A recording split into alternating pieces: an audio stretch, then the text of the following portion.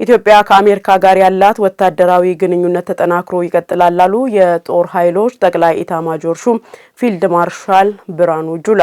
ፊልድ ማርሻል ብርሃኑ ጁላ በአሜሪካ የአፍሪካ እዝ አዛዥ ጄኔራል ዳግቪን አርኤምኤ አንደርሰን የተመራ ልዑክ ጋር ተወያይተዋል። በውይይታቸውም ሁለቱ ሀገራት ወታደራዊን ጨምሮ በተለያዩ መስኮች ለበርካታ ዓመታት በትብብር እየሰሩ መውጣታቸውንም አንስተዋል። ኢትዮጵያ የባህር በር ፍላጎቷ ሰላማዊና ኢኮኖሚያዋን ለመገንባት መሆኑን ያብራሩት ፊልድ ማርሻል ብርሃኑ ጁላ ከአሜሪካ ጋር ያለው ወታደራዊ ግንኙነት ተጠናክሮ እንደሚቀጥልም አስረድተዋል። ጄኔራል ዳግቪን አርኤም አንደርሰን በበኩላቸው ኢትዮጵያና አሜሪካ ሽብርተኝነትን በጋራ የመዋጋት ስራቸውን አጠናክረው ይቀጥላሉ ሲሉም አስገንዝበዋል። ኢትዮጵያ በሰላማዊ መንገድ የባህር በር ለማግኘት የምታደርገውን ጥረት እንደሚደግፉም ገልጸው ኢትዮጵያ ወደ ቀይ ባህር ላይ ብትመጣ የበለጠ ለቀጠናው ሰላም ትሰራለች ብለው እንደሚያምኑም አመላክተዋል። የመከላከያ ኦንላይን ሚዲያ ለፋና ዲጂታል እንደገለጸው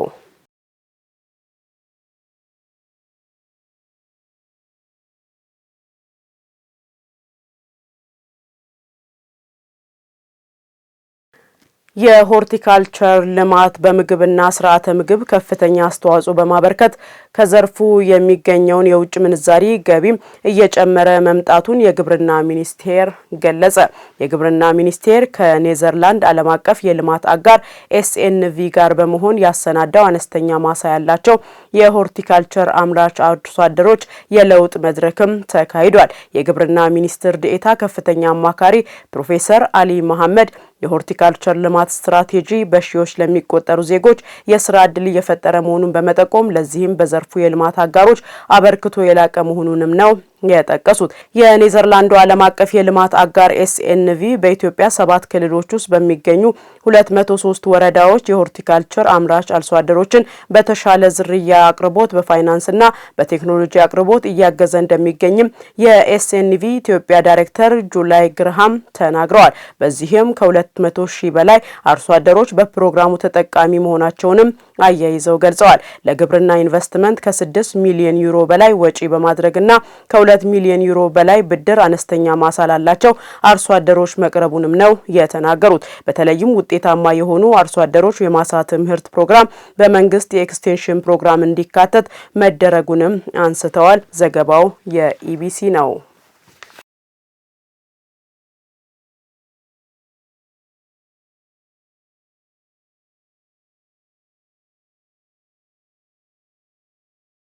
የማርበርግ ቫይረስን በራስ አቅም ለመከላከል የሚያስችል ሀገር አቀፍ ግብረ ኃይል ተቋቁሞ በትኩረት እየሰራ መሆኑን የኢትዮጵያ ሕብረተሰብ ጤና ኢንስቲትዩት ገለጸ። የኢንስቲትዩቱ ምክትል ዋና ዳይሬክተር ዶክተር መልካሙ አብቴ ለኢዜአ እንደገለጹት በደቡብ ኢትዮጵያ ክልል በጂንካ ከተማ የተከሰተው የማርበርግ ቫይረስ ከታማሚ ሰው ከሚወጣ ፈሳሽ ጋር በሚኖር ቀጥተኛ ንክኪ የሚተላለፍ መሆኑንም አንስተዋል። በቫይረሱ የተያዘ ሰው ምልክቶች ትኩሳት፣ የሰውነት መቆረጣጠም፣ ደም መፍሰስ መሆናቸውን ጠቁሞ መሰል ምልክቶች የታዩበት ሰው ወደ ጤና ተቋማት መሄድ እንደሚገባውም አስገንዝበዋል። ቫይረሱ መከሰቱን ተከትሎ በጤና ሚኒስቴር ዶክተር መቅደስ ዳባ የሚመራ ሀገር አቀፍ ግብረ ኃይል መቋቋሙን ገልጸው ግብረ ኃይሉ በየቀኑ በሽታው ያለበትን ደረጃ በመከታተል ግምገማ እያካሄደ እንደሚገኝም አብራርተዋል። በአሁኑ ወቅት ምርመራ የሚደረግበት ተንቀሳቃሽ ላቦራቶሪ ወደ ጂንካ ተልኮ እየተሰራ መሆኑን ጠቅሰው ለሕክምና የሚያስፈልጉ የሎጂስቲክስ አቅርቦት ተደራሽ መደረጉንም ገልጸዋል። ከጤና ሚኒስቴርና ከኢትዮጵያ ሕብረተሰብ ጤና ኢንስቲትዩት ተከታታይነት ያለው መረጃ በመስጠት የተግባቦት ስራን ለማጠናከር እንደሚከናወንም ጠቁመዋል።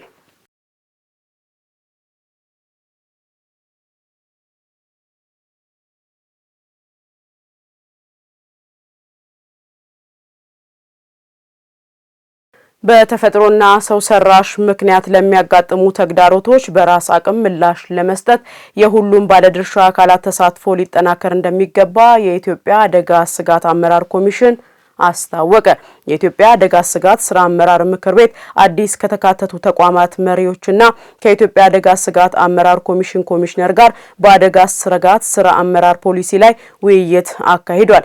የኢትዮጵያ አደጋ ስጋት አመራር ኮሚሽን ኮሚሽነር አምባሳደር ዶክተር ሽፈራው ተክለማርያም በዚህ ወቅት እንዳሉት የአደጋ ስጋት ስራ አመራር ጉዳይ ከብሔራዊ ደህንነት አጀንዳ፣ ከማህበራዊ ዋስትና፣ ከዘላቂ ልማትና ሰላም ማስፈን ጋር የተያያዘ መሆኑንም አስታውቀዋል። በመድረኩ በኢትዮጵያ አደጋ ስጋት ስራ አመራር ፖሊሲና አዋጅ ሰብአዊ ድጋፍን በራስ አቅም ለመሸፈን የተቋማት ተሳትፎና ሚናቸውን እንዲወጡ በሚያስችሉ ጉዳዮች ላይ ውይይት መደረጉም ተገልጿል። የኢትዮጵያ የሃይማኖት ተቋማት ጉባኤ ጠቅላይ ጸሐፊ ሊቀ ትጉሃን ቀሲስ ታጋይ ታደለ እንዳሉት በሃይማኖት ተቋማት በተናጠል የሚደረጉ እርዳታዎች በቅንጅት ስራ ላይ ቢውሉ ለሰብአዊ ምላሽ ከፍተኛ አስተዋጽኦ አላቸው። የኢትዮጵያ ቀይ መስቀል ማህበር ዋና ጸሐፊ አበራ ሉሊሳ በበኩላቸው ማህበሩ ኮሚሽኑ የያዘውን እቅዶች እንዲሳኩ ባሉት መዋቅሮች በመታገዝ ትብብርን እንደሚያጠናክር ማረጋገጣቸውን የዘገበው ኢዜአ ነው።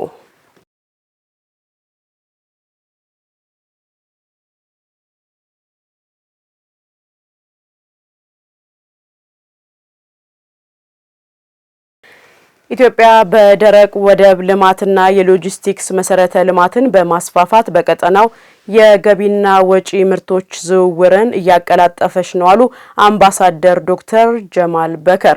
በተባበሩት አረብ ኤሚሬቶች የኢትዮጵያ አምባሳደር ዶክተር ጀማል በከር በዲፒ ወርልድ ዋና ስራ አስፈጻሚ ሱልጣን አህመድ ቢን ሱላይም ጋር ተወያይተዋል። በውይይታቸውም በኢትዮጵያና በኩባንያው መካከል ያለውን ስትራቴጂያዊ አጋርነት ለማጠናከር በሚቻልባቸው ጉዳዮች ዙሪያ መክረዋል። አምባሳደሩ በዚህ ወቅት ኢትዮጵያን የአፍሪካ የንግድና ሎጂስቲክስ ማዕከል ለማድረግ በመንግስት እየተወሰዱ ያሉ ተግባራትንና የተገኙ ውጤቶችን አብራርተዋል። ኢትዮጵያው ለቀጠናውና አህጉራዊ የኢኮኖሚ ውህደት ያላትን ቁርጠኝነትም አረጋግጠዋል። የዲፒ ወርልድ ዋና ስራ አስፈጻሚ ሱልጣን አህመድ ቢን ሱላይም በበኩላቸው ኩባንያቸው በኢትዮጵያ የሚያደርገው ኢንቨስትመንት ዘላቂና ለቀጠናው ማህበረሰብ ስትራቴጂያዊ ጠቀሜታ እንዳለውም ጠቁመዋል። በጋራ የተጀመሩ ፕሮጀክቶችን አፈጻጸም በማፋጠን ኢትዮጵያ የቀጠናው የሎጂስቲክስ ማዕከል ለመሆን የጀመረችውን ጥረት እንደሚደግፉም አረጋግጠዋል። ሁለቱ ወገኖች በዲጂታል ሎጂስቲክስ፣ በአቅርቦት ሰንሰለት ዝርጋታ እንዲሁም በነጻ የኢኮኖሚ ዞኖች ግንባታ ዙሪያ አዳዲስ የትብብር መስኮችን ለመቃኘትና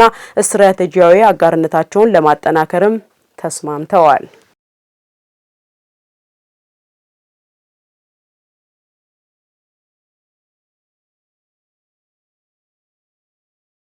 በወላይታ ሶዶ ከተማ እየተገነቡ ባሉ መሰረተ ልማቶች ምክንያት ዋና ዋና መንገዶች መዘጋታቸውን ተከትሎ ባጋጠመው የትራፊክ መጨናነቅ የከፋ አደጋ እንዳይከሰት ሁሉም አሽከርካሪዎችና እግረኞች ተገቢውን ጥንቃቄ እንዲያደርጉ የከተማዋ ፖሊስ አዛዥ ኮማንደር ሀብታሙ አሰፋ አሳሰቡ። የትራፊክ መብራት አጠቃቀም ጋር ተያይዞ የሚስተዋሉ ክፍተቶችን ለማረም ዜጎችን ከማስገንዘብ በተጨማሪ አጥፊዎች ላይ አስተማሪ እርምጃ ሊወሰድ ይገባል የሚሉት ደግሞ የወላይታ ሶዶ ከተማ ነዋሪዎች ናቸው። ለትርንጎ ሙሉ ዘገባ መሰዊያ ዝቄል። በዓለም አቀፍ ደረጃ እየጨመረ የመጣውንና የብዙዎችን ሕይወት የቀጠፈው የትራፊክ አደጋ መንስኤዎች የተለያዩ ቢሆኑም አብዛኛዎቹ ሰው ሰራሽ ናቸው። በፍጥነት መንዳት፣ መንገድን አለመጠበቅና እግረኛን አለማስቀደም የመሳሰሉት ለአብነት ይጠቀሳሉ። በከተማችንም የትራፊክ መብራት አጠቃቀም እንዲሁም እግረኞች በዜብራ አለመሻገር ያሉ ችግሮች ሊስተካከሉ ይገባል ይላሉ የወላይታ ሶዶ ከተማ ነዋሪዎች። የሆነ ኮምፕሌክሲቲ የተፈጠረ ነገር አለ። በሰውም በሹፌሮቹም ላይ የሚፈጠር ነገር አለ። ሰውም ሲጠቀም አንደኛ ማብራቱ ጋር እንደደረሱ የራሳቸውን እንትን ማየት አለባቸው። ማብራቱ የሚሰጠውን ሴከንድን ጠብቆ መሄድ አለባቸው፣ መሻገር አለባቸው። እንደመጡ መብራት መንገድ መግባት የለባቸው። ሲሄዱም ግራ ጠርዝ ይዞ መሄድ አለባቸው። እንደደረሱም ደግሞ ሰዓቷን አይቶ ሰከንዷን አይቶ መግባት አለባቸው። አስተዋለው ምንድነው?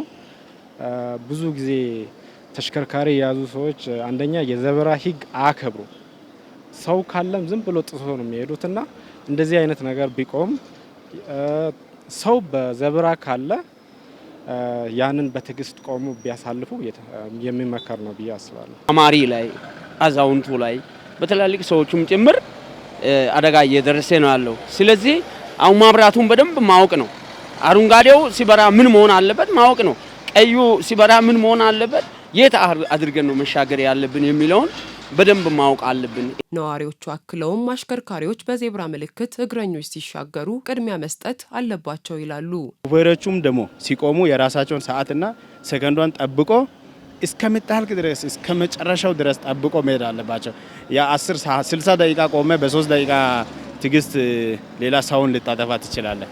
በ3 ደቂቃና በ2 ደቂቃ በ2 ሰከንድ ልዩነት የሰው ህይወት መጥፋት ስለሚችል በተረጋጋ መንፈስ የራሱን ሰከንድ ጨርሶ ሹፌር መሄድ አለበት። ሰውም ደግሞ የራሱን ሰዓት አይቶ በተረጋጋ መንፈስ መጓዝ አለበት ብዬ አምናለሁ። የትራፊክ ምልክቶች አሉ። ቀይ ካበራ ማቆም አለባቸው። ህዝብም ቢሆን ቀይ ካበራ ማቆም አለበት።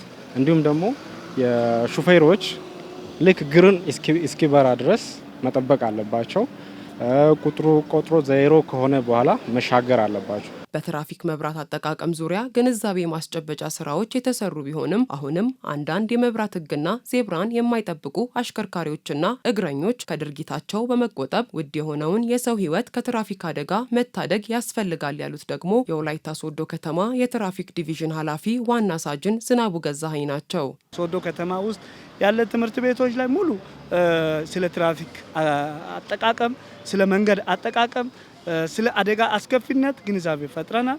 ሁለተኛ ደግሞ ህብረተሰብ በተሰበሰቡበት ቦታ ላይ ግንዛቤ ማስጨበጫ ትምህርቶችን ሰጥተናል። ግንዛቤውን ለመፍጠር የምፈልገው ምንድነው?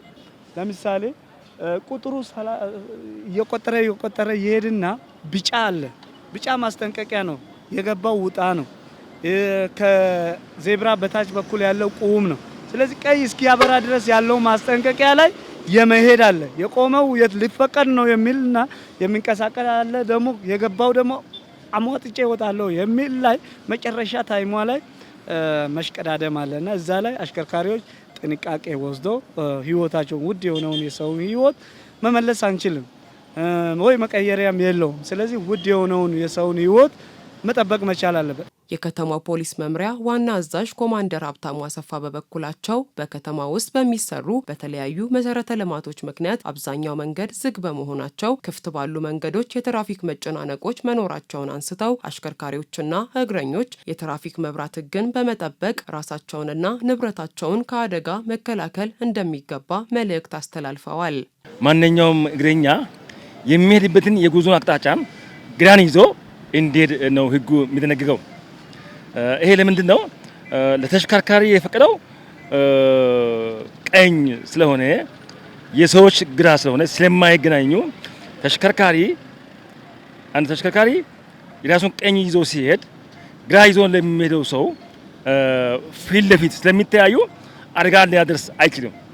ከአደጋው ሊቆጠብ ወይም ሊጠነቀቅ ይችላል። ስለዚህ የኢትዮጵያ ህግ የተሽከርካሪ ህግ ለብቻ ወጣለ፣ የእግረኛ ህግ ለብቻ ወጣለ። ከዚህ ጋር በተያያዘ ብዙውን ጊዜ አደጋ መንስኤ የሚሆነው ሰው የራሱን ግራ ጠርዝ ባለማወቅ የመንገዱን ግራ ለቆ ወደ ሌላ ሲጓዝ ነው አደጋ የሚደርሰው። ስለዚህ ህጉን በተገቢው እኛ ከተገበረን ህዝቡም በተገቢው ደግሞ ግንዛቤ አውቆ የኔ መንገድ የቱ ነው፣ እኔ የምጓዘው ለኔ የተፈቀደው በህግ የተኛው ክፍል ነው ብሎ አውቆ ከሄደ ከሚደርሰው አደጋ ራሱን ሊጠብቅና ሊጠነቀቅ ይችላል። ስለዚህ ምንጊዜም እግረኞች የሚሄዱበትን የመንገድን ግራን ጠርዝ ይዘው ከተጓዙ ከሚደርሰው አደጋ ራሳቸውን ሊጠብቁ ይችላሉ። ከጊዜ ወደ ጊዜ እየተባባሰ የመጣውን የትራፊክ አደጋ ለመቀነስ ሁሉም ሰው የሚጠበቅበትን በአግባቡ ሊወጣ ይገባል።